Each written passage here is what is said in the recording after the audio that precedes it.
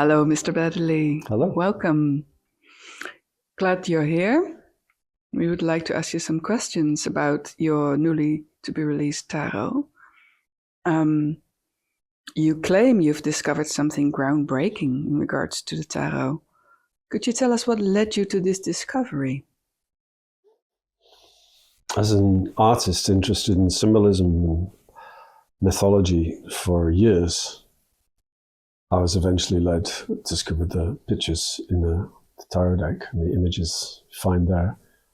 And I was intrigued by them. I thought they were beautiful. There's some fantastic decks going back to the Renaissance that are fantastic works of art in themselves. But what caught me the most was the symbolism and the imagery itself in the cards that was entirely opaque to me. I had no idea what the images meant or what they represented.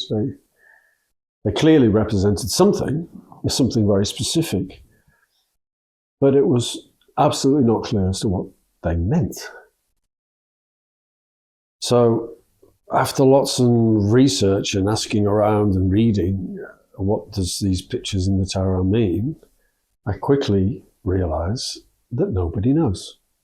There is no answer to that question. You cannot go online and ask for an authoritative interpretation of these images because no authoritative explanation has come down to us. We have the decks, we have the images, but we have no explanation of what they mean. So that's in modern times, that seems to have become, well, make your own meaning up.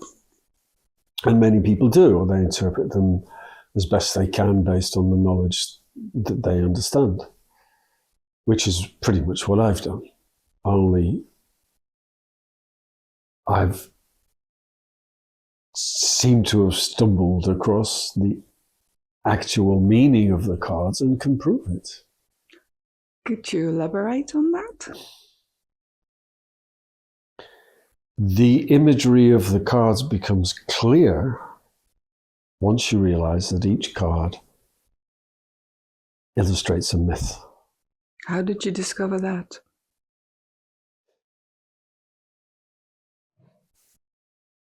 By looking at all the different cards in the deck and comparing them, because our superpower today is the internet. I can sit back in my stool and lay out all the different versions of tarot throughout the ages that can all be found online that was before, and compare them. That's never been possible before. And the last time somebody tried to do this was in the 19th century, when the occultists actually researched the tarot the best they could to understand what its inner meaning was and to bring out the esoteric message as they saw it. Was doomed to failure because it was really, really hard to get to any of these ancient decks. And nowadays, everybody has them at their disposal. So because you can lay out all the different variations, you have a wonderful access to information. There are sites online that talk endlessly about these things. There's a lot more information out there. So if there was a time when the secrets of the tarot could be revealed, it will be now, because it's all waiting to be discovered. What led you into this rabbit hole? What was for you the starting point where you thought, I'm onto something? You said you stumbled across the origins. Well, once you see that each card individually represents a myth, you can line them up. And the order of the cards is important in the tarot, is obviously because they've been traditionally numbered since the Renaissance. The early decks weren't numbered, but because of the numbering, you are brought to the attention that this order is important. And when you analyze the order, once you know what each individual myth is, in the trumps, for example, then a story emerges from the whole row of myths together, creates or illustrate a new myth. And what did you find? And that myth is perhaps not the right word, that story that the Trumps tell becomes then clearly a journey of the soul through life, through death, through the underworld, and back in a cycle. Because the tarot trumps and the whole tarot as a whole is cyclic. So its message is the immortality of the soul and reincarnation. Because the big myth of the trumps, the group myth, the story it tells, matches almost perfectly with an ancient initiation rite called the Eleusinian Mysteries that goes back almost 3,000 years to ancient Greece. And I show how I came to this conclusion in my introduction, lay out the main parts of the argument. And it looks very, very likely that this is the direct meaning behind the tarot. And this is pretty groundbreaking because this story has not been described before by other tarot researchers. As far as I know, there's nobody has the whole picture. From the research I've done, it seems that some people have glimpses. They have found similar things that I have. In fact, I stumbled across their work almost after my research was complete, which was a bit inconvenient, but it was nice for confirmation. Like, hey, he's been there too, he agrees with this. I've added all those bits together and created the big picture that I have not heard from anybody anywhere. And the big conclusion, the big picture is that this is a portable initiation rite. This is obviously related to an ancient oracle. So that shows, I can show that the original purpose of the Renaissance tarot deck was oracular in nature and not simply, as many have suspected but never been able to prove, as opposed to just playing cards, a game. So, in your own words, what do you feel you have restored here?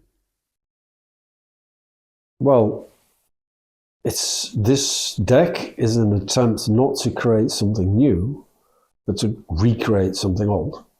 What I wanted to know was what was the intention of the original designer to what was the original message behind this deck, and not to try and come between that, not try and put in my own point of view, but just to reveal what is a restoration. And then you saw that this is a representation of an ancient oracular tradition, a mystery school. What would you say? What have you restored? I think I've re-emphasized the oracular nature of the tarot, of its core message, which is the immortality and divinity of the soul, that it's based around the vices and virtues that the soul must contend with in order to reach perfection, which is Neoplatonic philosophy in a nutshell. So what makes your tarot deck most unique?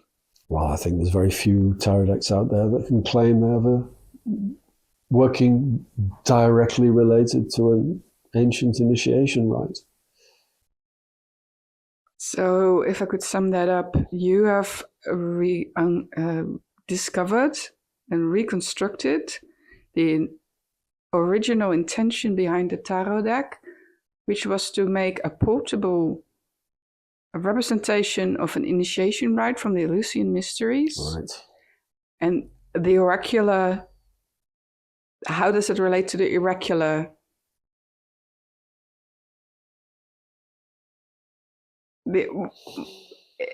to me, it sounds now like it is a depiction of a journey the initiate went through. Right. Where in this journey and what makes it oracular? How is it useful as a tarot today? Well, the Eleusinian Mysteries was an initiation in order to change the understanding of the initiate, in order to bring the person to change his way of perceiving things. It was also an oracle. The goddess would pronounce oracles within this initiation journey. So oracular pronouncements were core parts of Eleusinian Mysteries. And that is, of course, what the modern tarot has become, is a way of accessing oracular pronunciations. Yes, so what do you hope your oracle, your tarot, will bring to the world of tarot today? Well, I think a tarot deck that is designed and can show that it's based upon an ancient ritual, oracular ritual, will bring a level of power and authenticity to a deck that I think modern times has abused. It has lost a lot of its original impetus and has become watered down because the meaning and the true message has been lost. So to restate that message is to ground the tarot back in its original essence and to add power that was lost. Thank you for that wonderful illustration of your process.